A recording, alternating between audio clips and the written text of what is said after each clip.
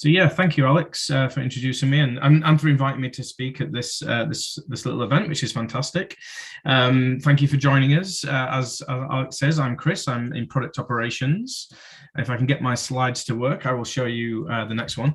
So yeah, I'm in product operations, and essentially, I'm helping teams to make better products.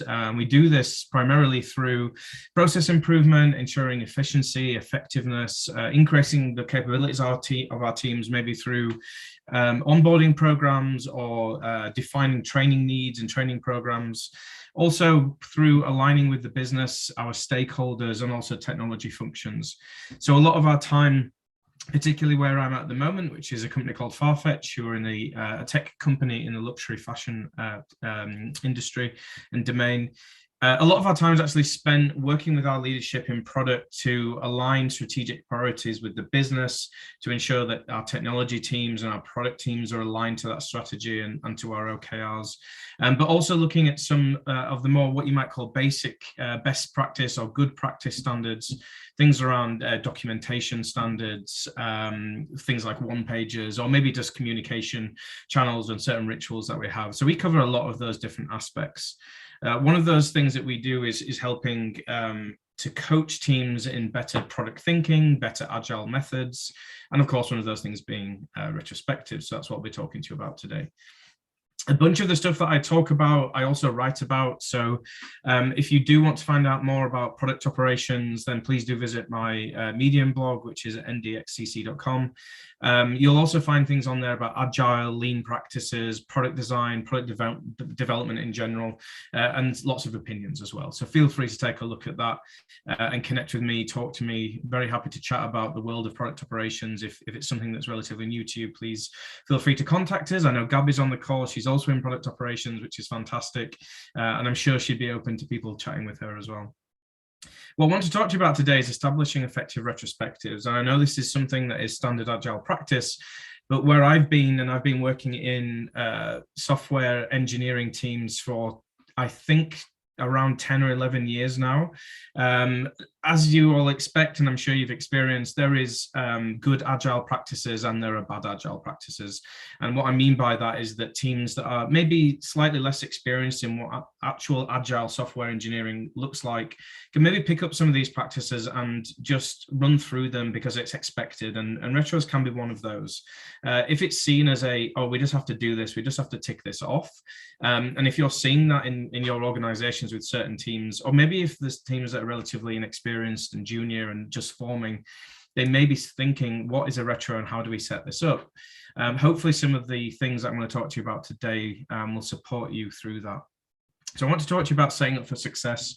As the old adage goes, if you fail to prepare, you prepare to fail. So setting up for success is super important. I'm going to go through a couple of points there.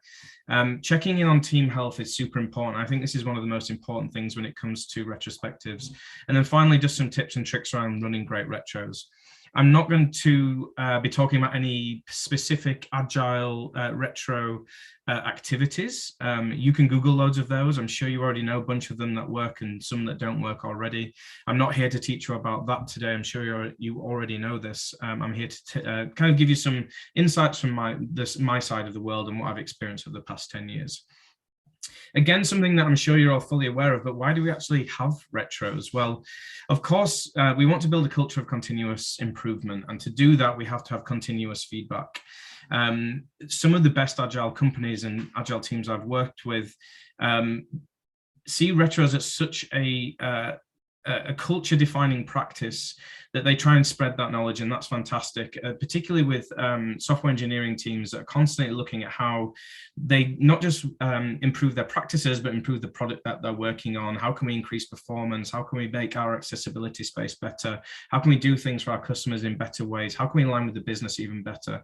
And retrospectives give you a really strong starting point to build a culture of continuous improvement. It also gives you that chance to look back, but also to look forward. So what are the things that we've done over the past number of weeks, number of days that we thought went well, that we thought we were struggling with a little bit, but also looking forward. And particularly if you've ever worked with Futurespectives, they're also an interesting concept that you can use to look forward, to align strategically as well. But retros give you that opportunity to actually think the dedicated time and focus to actually sit down and talk together. Now, some of the best agile teams I've worked with give feedback really, really well, and they do it so continuous that they say they don't need retros. So that some of the engineering teams I've certainly worked with, particularly at Farfetch just more recently, they say, no, we don't do retros that often. We might do them once a quarter because we're giving constant feedback to each other. And this is fantastic. It's a great place to be. And again, we have that culture of continuous improvement. However, when we do this, even though it's fantastic on a one-to-one basis, the team itself doesn't generate that knowledge of continuous improvement. So if there's two engineers talking to each other and one has not been writing tests in the best way and someone gave them the feedback, that one engineer is now going to learn, okay, I need to write my tests in slightly different ways. The rest of the team is going to miss out on that learning. Similarly, if a product manager and a design leader talking about how they're aligning to strategy and that we have to have design that has outcomes, then that's a great conversation those two people are having, but the whole team should be aware of this. And I still believe that having retros, even in a world where feedback is constant between the team, I still think retros are kind of such an important part of how we operate that they still should be there. So just going into this first part, which is setting up for success, and first I want to talk about facilitation. It's paramount to choose the right facilitator right to begin with. So I'm going to go into a little bit of detail about what that means to me. I want to just touch on facilitating in both fully remote retros, but also then distributed retros, because they're very slightly different. And then when to arrange an external facilitator, when and how we might want to think about doing that. So when we start thinking about choosing the right facilitator, particularly in teams that are maybe starting out on their agile software journey and they're starting to form as a team, they're maybe new to each other, maybe they're picking up certain agile practices like test-driven development or even pairing in some instances. They'll also start to do stand-ups and sprint planning and working with product managers and designers, and they'll also start to think about retros, of course. And in these early days, I think it's perfectly fine to have someone on the team that is maybe a leader, maybe it's an engineering lead or tech lead, maybe it's the product manager or even the design person that's on the team that is, designers are generally quite good at facilitating sessions. And in those early stages, I think it's perfectly fine to pick an individual to do that. And as the team starts to grow and starts to go through their forming, storming, norming stages, and they're actually starting to understand each other a little bit more, I think this is the right time to actually start thinking about who else should be running the retros. You don't always want one person running them because people get stuck in their ways. Other people feel like they maybe can't contribute as much as they like.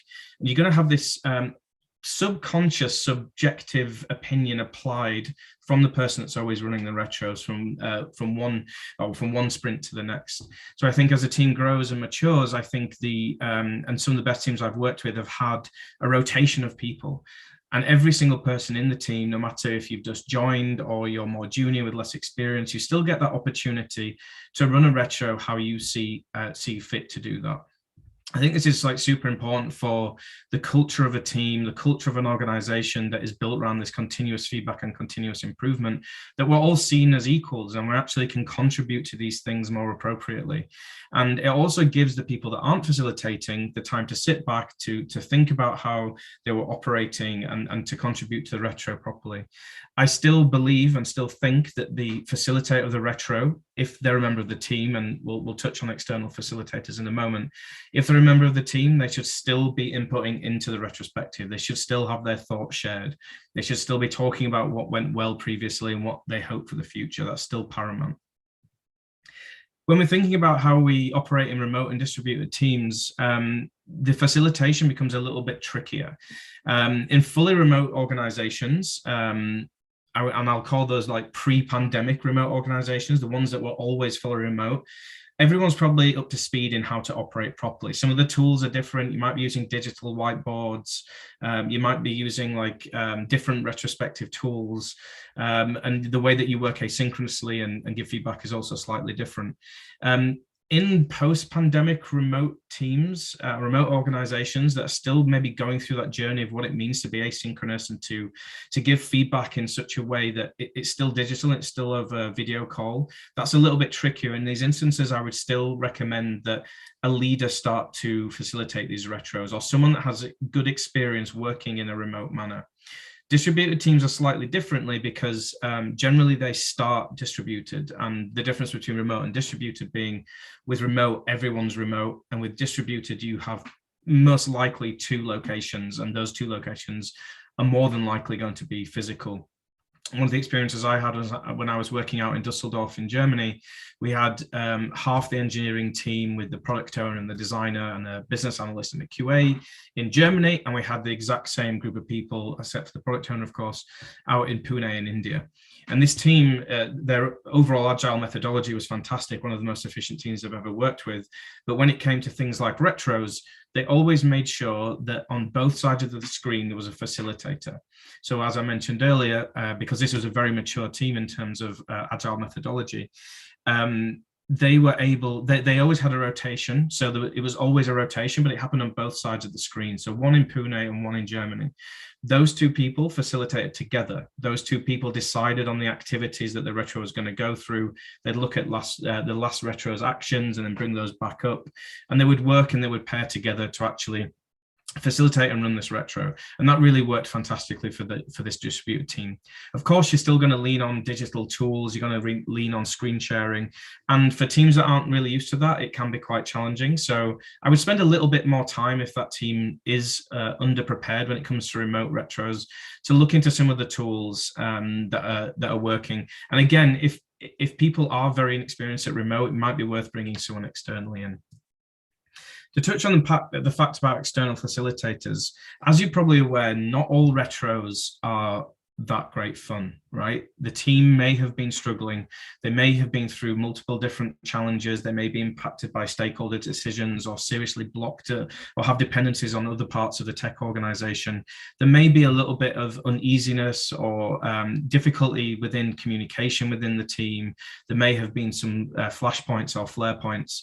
The leaders of these teams, the tech lead, the product manager, the design lead, really have to pick up on some of these feelings, and they should, as good leaders, know the feeling of the team. And if the team is in a really struggling situation, or really challenged, or you might have a team that feels really, they struggle to open up and to talk transparently, honestly, it might be a good idea to bring an external facilitator in. That can be quite a challenging point because this person is completely brand new to the team, but if you're bringing someone in, it could still be someone that's part of the organization, maybe a leader from another team or a different part of the company that you work for. In some of the more difficult, challenging spaces where maybe the retro is with the leadership team, it might actually be best to look externally and get a consultant, a specialist to come in and actually work with you. That specialist, that expert really should know up front and should investigate how that team is feeling, speaking to those leaders, check in on what the challenges have been, check all the previous retrospective notes and outcomes and actions that have been taken. It can be a really tough time, and retros aren't always the nicest place to be. And hopefully some of the things I'm going to talk to you through today will alleviate some of that pressure, but it is always worth thinking about and considering whether an external facilitator is the best way to go. In terms of attendees, and again, standard agile practice, but sometimes misunderstood, the attendees that join a retro should be the core working group. The team have worked together. I certainly do not subscribe to the thought that that is only the engineering team. Not at all. In the best agile practices and the best agile teams, they're cross-functional, and they're cross-functional for a reason. The software engineers should be joining. If you have different QA, meaning that the engineers aren't doing the QA should join, the business analyst should join, the designer should join, and in my opinion, the product manager should join. In highly effective, high quality product teams that are fully cross-functional, the product manager is just an equal part of that team. They have a very different focus and they work with the team slightly different than, say, a group of engineers, but they're part of the same team. So that core working group should be there together. I would also push you to consider other members of other disciplines or functions within the same company that might not be part of the core working group, but have had a lot of impact on the core working group. So as an example, if they've been, if that product team has been working with UX content, UX copywriters, or design content creation, or certain stakeholders that have been with that team throughout 1, 2, 3 sprints and have worked very, very closely with them, and they feel like they're part of the team, they should also be invited to that retro, because they are a very important part. Again, if we're thinking about cross-functional collaboration, they should be involved. As I mentioned earlier, I think it's down to the leadership of that team to decide whether those external people are actually invited, depending on the mood of the team at the time, and the team could have a discussion around that. But at least make sure that the core group, the cross-functional group, are there. I do believe that leadership people should be in some of those retros. And when I say leadership people, I mean people like engineering lead, design lead, or product management lead, if they have been, again, directly working with that team. Hierarchical leadership, i.e., my boss joining a retro, is certainly not appropriate. They should not be present. It's the team that have been working on things. But if that team does contain a tech lead who has literally been working on some of the code or some of the infrastructure or the architecture, has been guiding some of the team in certain specific areas, and has been with that team throughout a number of sprints, absolutely they should be present at that retrospective, in my opinion. And obviously, moving on from that, casual observers should not be in the room. It sounds really basic to say this, but in many companies I've worked in before, I have had to say to people that they're not supposed to be in the retro if they're not part of the working group. You can't just come along and see how a retro works. That's not how it happens. These should be safe places where people can speak openly and honestly, and people can share their true thoughts about things. Having casual observers in the room will not allow that group to speak openly and honestly. And it can be quite challenging, because casual observers can quite often be very senior leadership people. The CTO might want to come along, the CPO might want to come along and check how the team's moving forward and check in on a retrospective. The facilitator, the moderator of that session, the leaders in that group have to say no to that person. So as I mentioned earlier, and super important, is the team's health during retrospectives. I mean, the team's health in general is super important, and the retrospective is a great moment in time to check in on that. But we have to understand what we mean by success. Not all the most successful teams are the happiest, and success comes in different ways. And I think the leaders of the group, outside of the retro anyway, have to really think about what success means to them. So of course, we want all of our teams to be successful and happy. And if they are, how do we amplify that? How do we grow that? If we see pockets of amazing, successful, happy teams, how do we actually extend that to the other teams that we see that may be struggling a little bit more?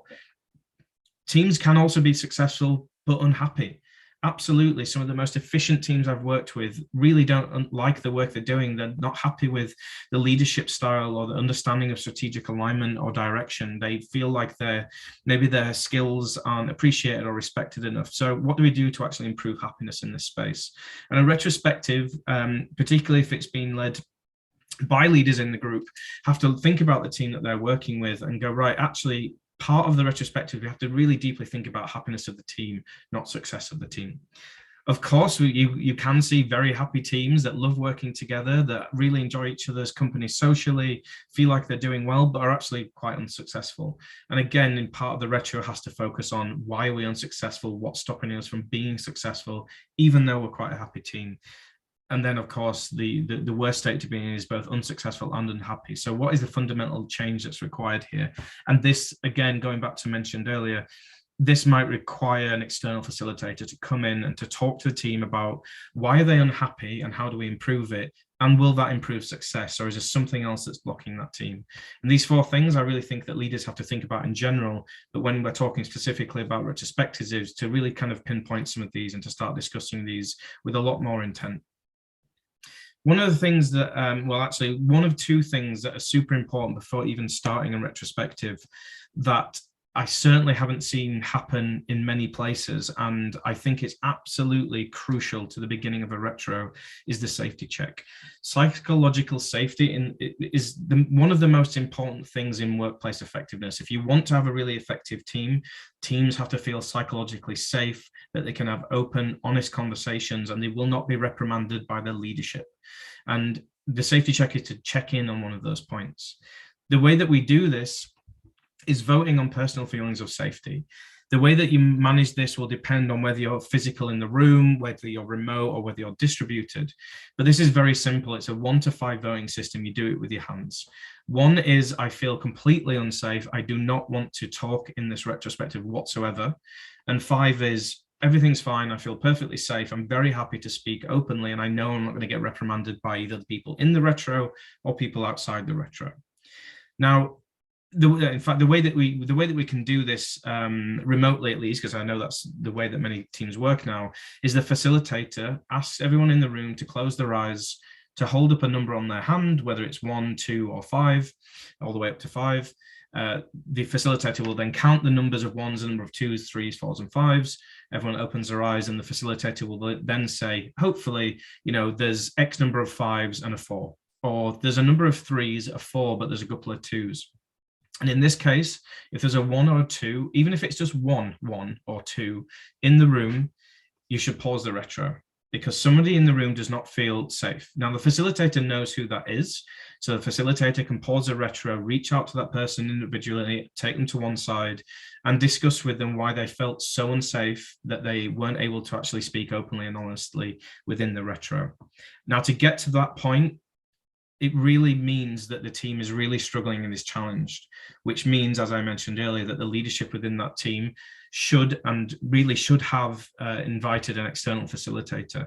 So hopefully, if that person shows a 1 or 2, they feel comfortable talking to that external facilitator, because they're quite agnostic. They have no subjective thoughts already about the team. They can really speak openly and honestly, hopefully on an individual basis. And if that doesn't happen, the point would be for that person to go back to their manager and to discuss in more depth. Let's reorganize a retro when we feel safe. These scores can also be tracked over time. So you can see your safety throughout a time period that leadership can look at and go, right, okay, over this particular time period, we're struggling with our safety. We usually have 5s, but the average was down at 3. Why was that? Is there something we need to think about a little bit deeper? Same with the happiness check. So team safety and happiness are not mutually exclusive. Just as I mentioned earlier, if you feel super safe, that does not mean you're happy. That just means that you're very open to speaking honestly about your unhappiness. So again, the happiness check is done in exactly the same way. Close your eyes, hold up your hands. Number 1 would be, I'm feeling, completely unhappy. I'm really struggling. 5 is, everything is great. I feel perfect. And in this case, low scores don't pause the retro, because it's exactly why we're here to talk about these things. Hopefully, if the safety check has been positive and leans towards the right hand, the 3, 4, and 5 average mark, then hopefully most people are happy to talk about their unhappiness. And that's really important to make that point, that we don't stop a retro based on low happiness scores. It's literally why we're here to talk about it. And again, can be tracked over time by leadership. I'm sure lots of organizations, certainly at Farfetch, we have various different types of health checks and monitors, company-wide, team-wide, function-wide. But also for the team and with the retros, it's important to track this and to check where things, if you see a downward curve of happiness, then there's something that has to be done. Hopefully that can be discussed in the retro, but that's not always the case. So running an effective retro. So this is what I've talked to you about, is really about setting that up. So choosing the right kind of facilitation method, the right kind of facilitator, making sure that we've done our safety checks, our health checks, that the right number of people in the room and the right type of people are actually in the room. And hopefully we get to a point where we're about to start a retro. And as I said earlier, certainly not going to talk to you about activities. You can go to Google and search retro activities. Some will work for you, some won't. One of the most important things, and I learned this probably about 2014 when I joined Sky, is we read out the prime directive. This is really, really important to get a really strong baseline, a foundational starting point where we all agree. And as it says here, we all agree that regardless of what we discover, we understand and truly believe that everyone did the best job they could, given what they knew at the time, their skills and abilities, the resources available, and the situation at hand. This is really important to get as a foundational piece. When I was first introduced to this, it was very much, yeah, of course we say it, yeah, of course the prime directive is there, that's fine, we understand it. In my opinion, the best way to deal with the prime directive is to get someone on the team to read it out. And that, again, thinking that everyone is equal, that can rotate around each retro. Someone should read it out. It should be pinned up on the wall. People should discuss whether they believe this or not. Of course, we truly hope that no one is trying to sabotage the team intentionally.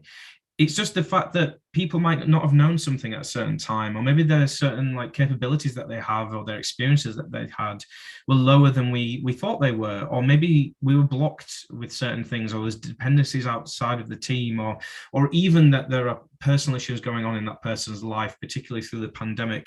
I think we have to think about those things a little bit more intentionally. And again, the prime directives should be read out. It's super important, and we should really discuss whether we truly believe this or not. If there are people that sit in the room and go, I actually don't believe in this, I actually think that people were trying to sabotage the team, I would still go ahead with the retro, but that should be considered deeply. And we have to talk about why they think that that may be.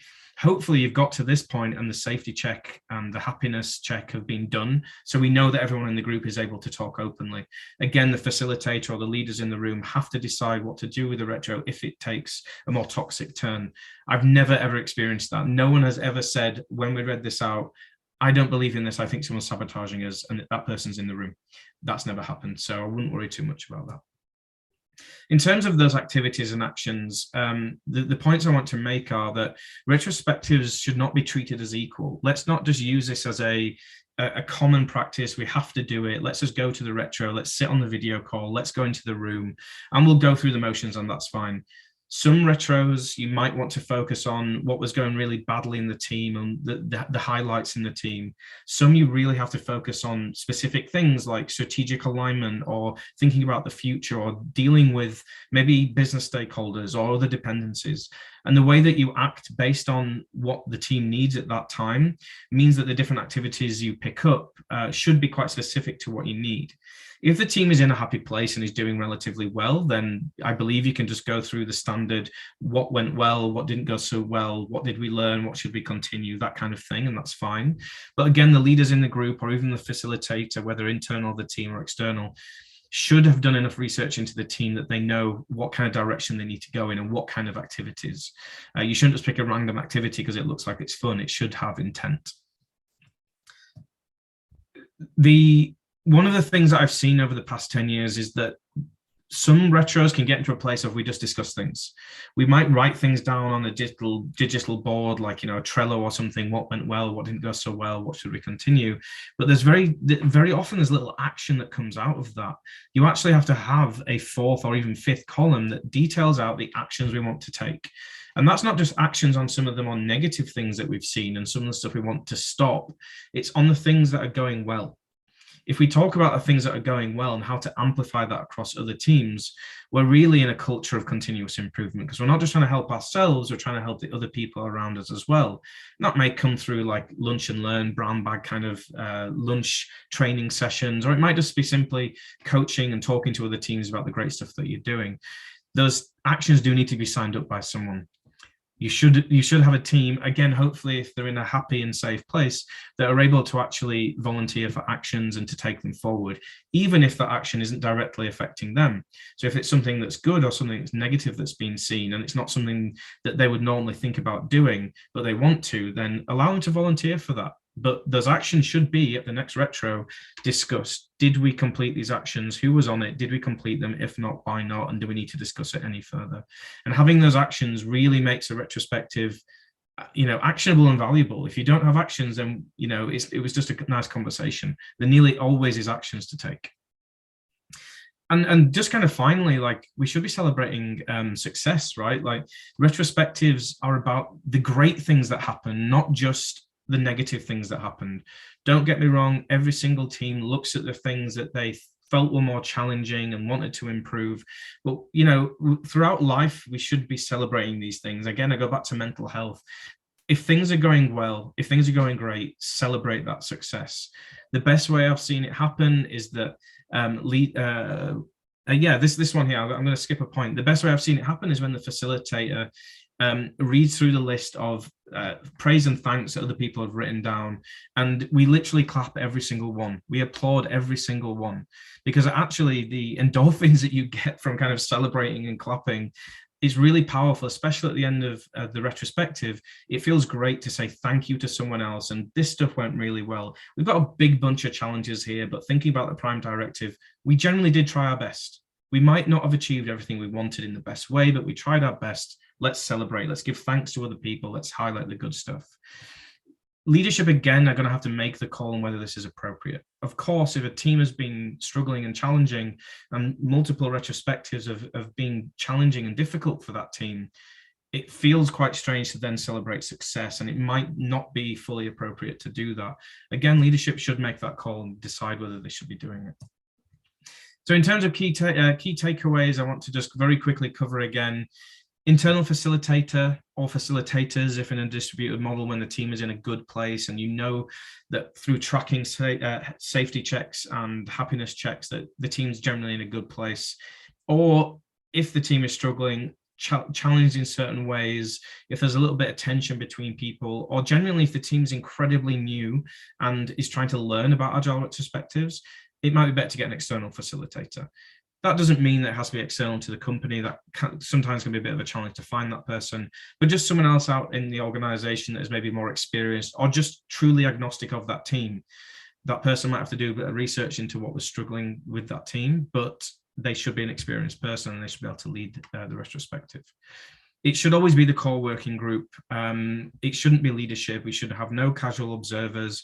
There should be no one that worked with the team a little bit, maybe supplied some UX copy once or twice throughout the project. It should only be the ones that have worked, 75% of the work that's been done. If they were involved in it, they should come and join because they've probably got some good input to add to it as well. Again, my opinion.